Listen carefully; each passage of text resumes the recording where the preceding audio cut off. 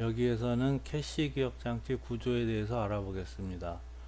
전송 단위를 먼저 생각을 해보면은 주기억 장치에서 캐시로 전송하는 단위를 블록이라고 얘기합니다. 이에 반해서 캐시 기억 장치의 전송 단위는 일반적으로 라인이라고 얘기합니다. 라인 또는 슬롯이라고 얘기하는 경우도 있습니다.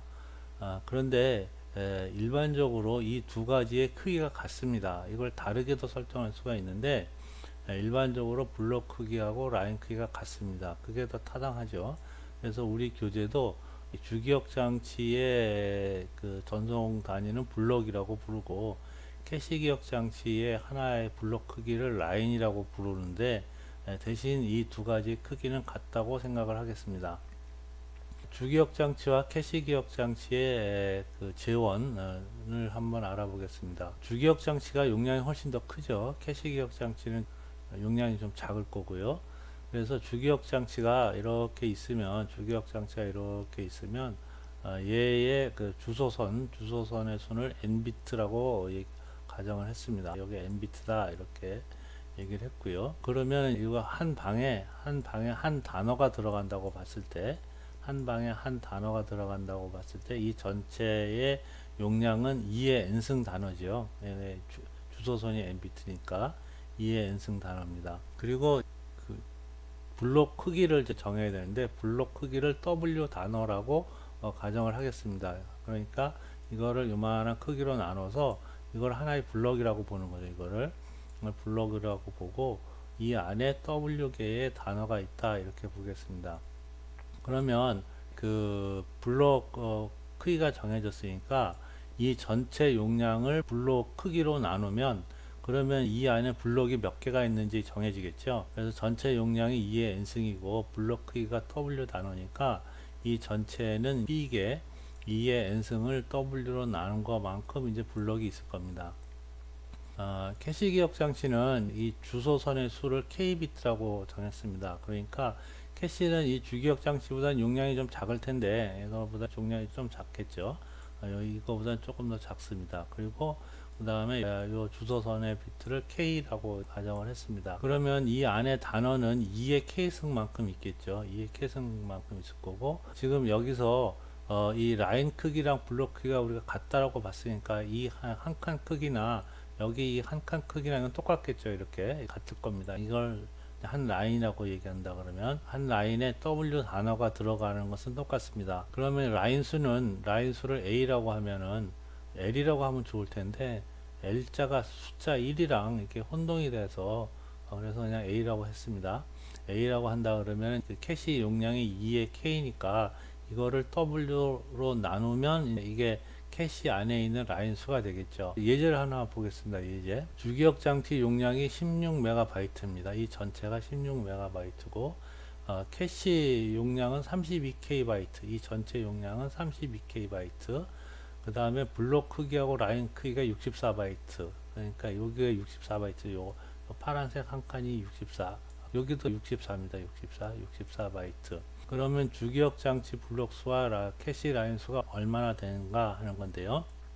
일단 주기억 장치 용량이 2의 16이니까 이게 이 전체가 2의 16바이트고 라인이 64바이트니까 이 전체를 64로 나누면 되겠죠. 그러면 16메가는 2의 24승이죠. 2의 24승이고 그 다음에 그 64바이트는 2의 6승이죠. 2의 6승. 그래서 2의 6승입니다. 그래서 2의 24승을 2의 6으로 나누면 24에서 6을 빼면 2의 18승이 되겠네요. 2의 18승. 2의 18승입니다. 그래서 18승은 이제 256이죠. 8자만 보면 2의 8승만 하면 256입니다. 그래서 앞에 1이 있어서 블록 수는 256K개가 됩니다. 캐시 라인 수는 캐시 용량이 이제 32K 바이트니까 이 32K는 2의 15승이죠. 2의 15승입니다. 여기는 64는 또 아까처럼 2의 6승이죠. 2의 6승. 그럼 나누고 나면은 2의 9승이죠. 2의 9승입니다. 그래서 캐시의 라인 수는 512 라인이 됩니다. 지금 보면은 이 예제에서 이 주기억 장치의 블록 수는 이 256K개가 있는 거고, 그 다음에 캐시 라인은 이 안에 이제 512개의 라인이 있는 겁니다. 주기억 장치와 캐시 기억 장치의 구조를 그림으로 표현을 해봤습니다. 지금 이게 주기억 장치고요. 이게 캐시 기억 장치인데, 주기억 장치는 블록 단위로 이렇게 표시를 했습니다. 그래서 블록 0, 1, 2, 3에서 블록 B-1까지 전체 B개의 블록이 있습니다. 그리고 요 한 블록 안에는 W개의 단어가 들어갑니다. 이 캐시 기억 장치는 요 부분이죠. 요 부분이 캐시 기억 장치입니다. 요 부분이 캐시 용량에 해당되는 거고요. 지금 라인이 0부터 A 개가 이렇게 있습니다. 그럼 요 라인 하나의 크기랑 요 라인 하나의 크기와 여기 블록 하나의 크기가 같은 거죠. 요 하나의 크기하고 그 다음에 여기 있는 하나의 이 크기가 같은 겁니다. 그러면 주기억 장치 전체 주소가 N비트라고 우리가 가정을 했고, 지금 여기에 그 한 블록 안에 WK 단어가 있다고 했으니까, 지금 이 주소 중에서 맨 끝에 부분은 이 단어 중 하나를 지정하는 데 쓰입니다. 이 단어 필드가 있습니다. 단어 필드. 이 전체 N비트 중에서 단어 필드가 있는데, 이 단어 필드는 이제 로그 2의 W만큼 되겠죠. W가 라인 내 단어 수니까 로그 2의 W만큼입니다. 만약에 64 단어가 이 안에 있다 그러면은, 이 칸 안에 여기 단어가 64개가 있다 그러면은 요 부분은 8비트면 되죠. 요 부분은 8비트면 됩니다. 8비트. 그래서 로그 2의 W가 됩니다. 그리고 지금 이 그 캐시 기억 장치 전체 용량은 주소가 K비트라고 그랬죠. 이 전체 용량은 2의 K승이다 이렇게 얘기를 했는데, 그러니까 이 전체의 주소는 여기서부터 이만큼이 K비트가 되겠죠. 이만큼이 K비트가 됩니다. 그래서 이 나머지 주소는 이제 라인 필드라고 얘기합니다. 이 라인 필드는 어느 라인인가를 지정할 때 쓰이죠. 어느 라인인가를 지정할 때 쓰일 거고, 그럼 남는 부분이 있습니다. n이 k보다 크니까, 이 n은 이 전체 용량을 나타내는 거니까 n이 k보다 큽니다. 그러니까 이 주소 비트 중에서 남는 부분이 있는데, 이 남는 부분을 태그라고 얘기합니다. 남는 부분을 태그라고 하고, 예를 들어서 지금 이 주기억 장치 블록 3이 여기에 들어와 있다. 임의의 라인으로 들어갈 수 있으니까 이게 이 안에 들어와 있다. 그러면은 지금 이 주기억 장치 블록이 어느 라인에 들어와 있는지 이 남는 부분, 이 태그를 여기다 이 앞부분에 기록을 해놔야 됩니다.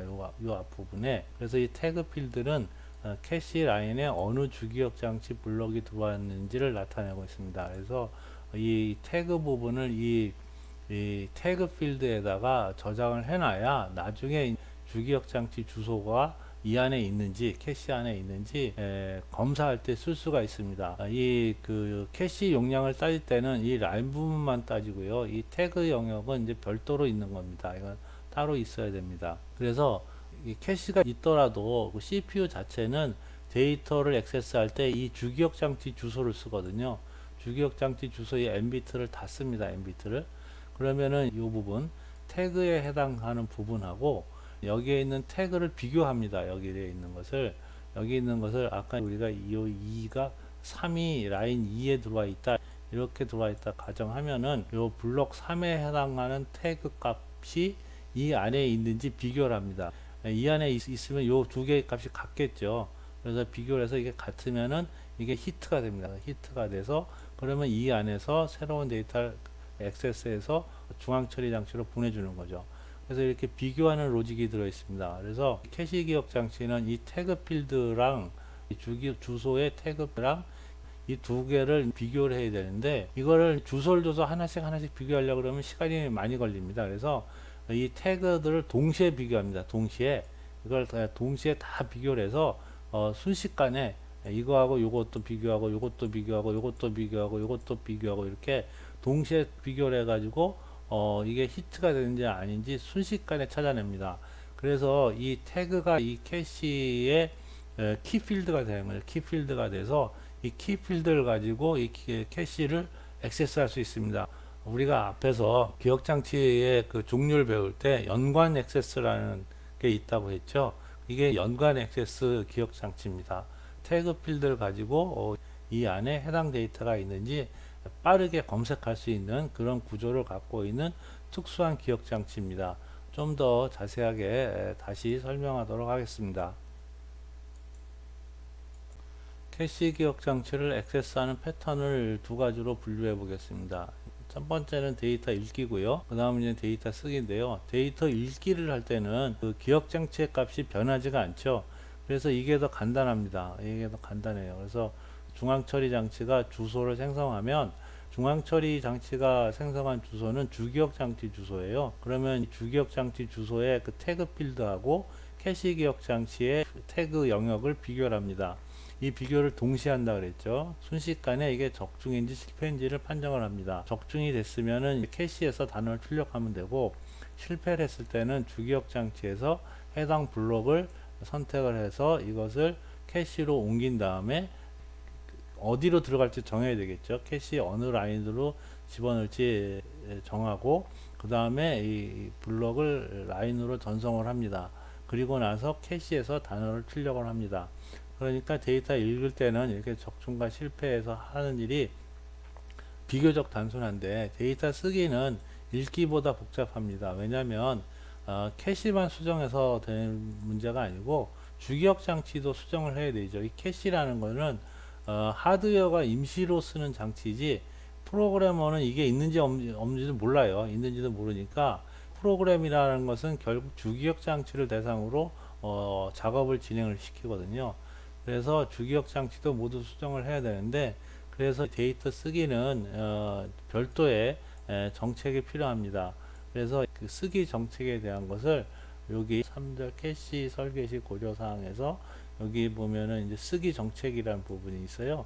여기서 다시 설명하도록 하겠습니다. 이 캐시 도입 목적이 액세스 속도를 개선하는 게 목적이죠. 그래서 이 캐시 동작은 모두 하드웨어로 처리됩니다. 하드웨어 회로에 의해서 처리되기 때문에 속도가 빠르고요. 그리고 프로그래머는 캐시가 있는지 없는지 모릅니다. 우리가 프로그램 배울 때 그 C 랭귀지나 뭐 이런 그 언어를 배울 때 컴퓨터 안에 캐시가 있으니까 저 그거 고려해서 프로그램 짜야 된다 이런 소리 안 하죠. 프로그래머는 그냥 메모리에서 데이터가 와서 처리된다 이렇게 알고 있습니다.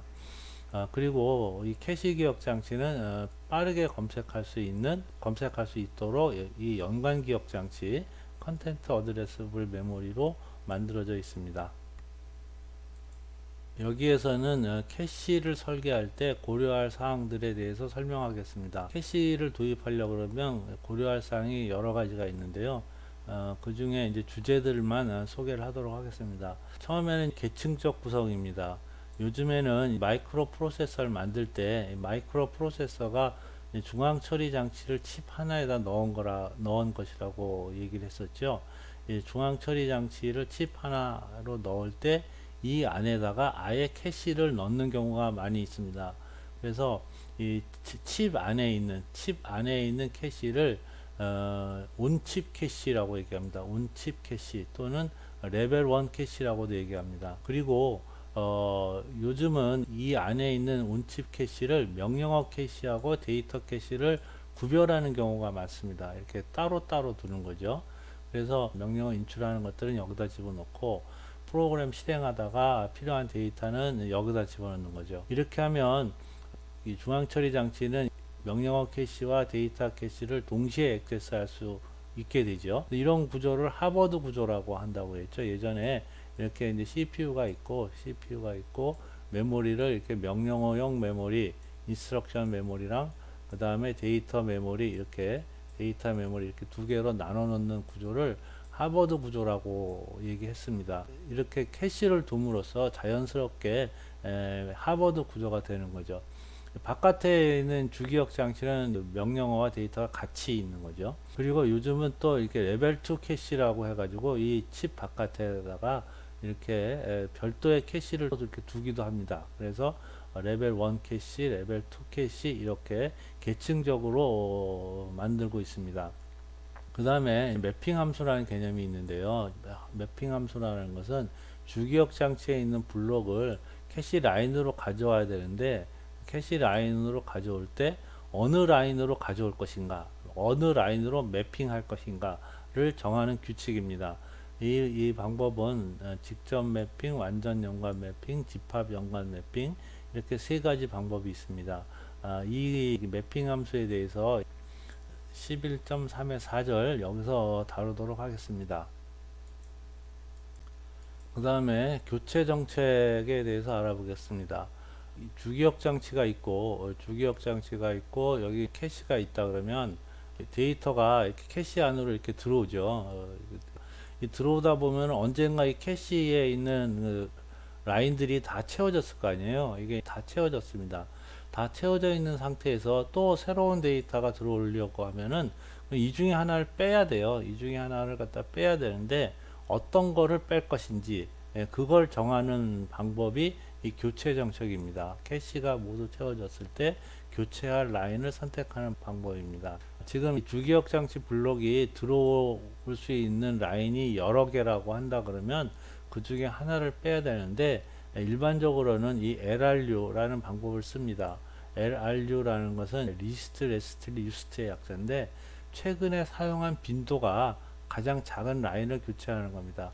최근에 사용된 빈도를 체크를 해봐서 가장 안 쓴 것을 빼내는 방법을 사용하고 있습니다.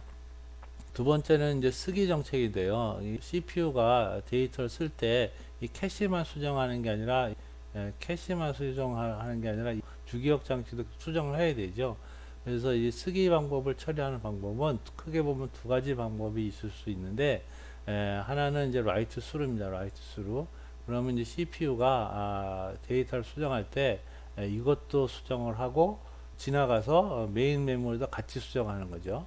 이렇게 동시에 수정하는 방법을 write through라고 하고, 이거는 이제 쓸 때마다 메모리를 액세스를 해야 되니까 좀 성능이 좀 떨어지는 단점이 있겠죠. 그 다음에 write back이라는 게 있습니다. write back이라는 것은 쓸 때 지금 이 캐시 라인만 수정을 합니다.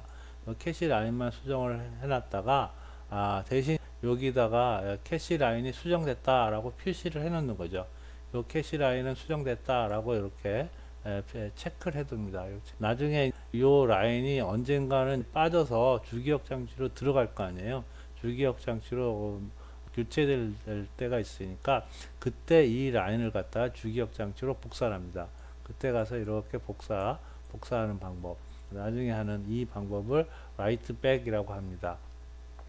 그런데 이 write back 방법은 단점이 뭐냐면 캐시의 내용하고 주기억 장치 내용이 그 값이 다른 순간이 존재하죠. 이제 그런 게 이제 단점입니다. 그 다음에 일관성 유지라는 문제가 있는데요. 이거는 주기억 장치와 캐시의 데이터를 동일하게 항상 같게 유지하는 방법입니다. write back일 때도 두 가지 내용이 다를 수가 있고요. 또 한 가지는 멀티 프로세서 환경에서 이게 굉장히 중요한데, 멀티 프로세서 환경은 메인 메모리가 있고 CPU가 있습니다. CPU가 여러 개가 있죠. CPU가 이렇게 여러 개가 있습니다. 근데 CPU마다 캐시를 따로 갖고 있죠. CPU마다 캐시를 이렇게 따로 갖고 있습니다.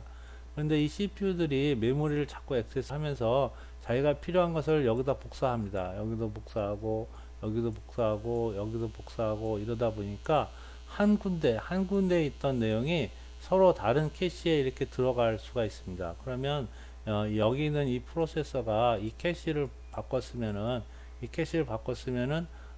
여기만 바꿀 게 아니라 이것도 바꿔야 되고, 또 똑같은 사본이 다른 프로세서도 있다 그러면 이쪽도 바꿔야 되는 문제가 생기는 거죠. 그래서 이걸 어떻게 다 같게 유지시킬 것인가 하는 문제가 일관성 문제라고 합니다. 캐시 코헤런스라고 얘기합니다.